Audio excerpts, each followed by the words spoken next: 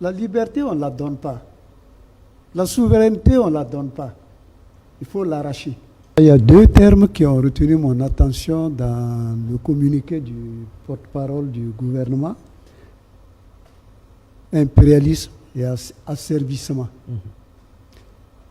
Lorsqu'on établit des relations diplomatiques, je crois que sans être du milieu de la diplomatie, on comprend aisément c'est pour s'entraider, c'est pour coopérer.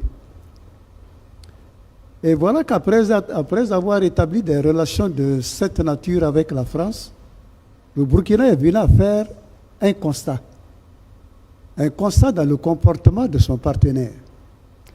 Constat qui laisse percevoir qu'il y a une difficulté de la part de son partenaire à rompre avec des attitudes historiques.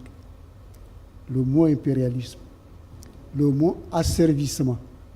On va en parler dans un instant. Donc, quand on vient à constater que mon partenaire a un comportement de nature nuisible à mes intérêts, la logique veut que je réagisse.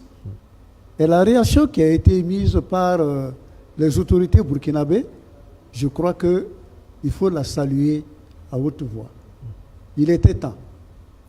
Parce que la souveraineté à laquelle nous nous employons aujourd'hui, et au regard de ce qui a été commis par la France, il a fallu donner un signal fort pour dire que notre souveraineté, nous y tenons. Les esprits ont changé. Le Burkina n'est plus dans la posture à accepter l'asservissement et l'impérialisme avec lequel la France a vécu avec nous. Donc, il était temps. Parce que la traite négrière dont on va parler, la traite arabo-musulmane dont on va parler, ce sont d'acier à parler d'humiliation.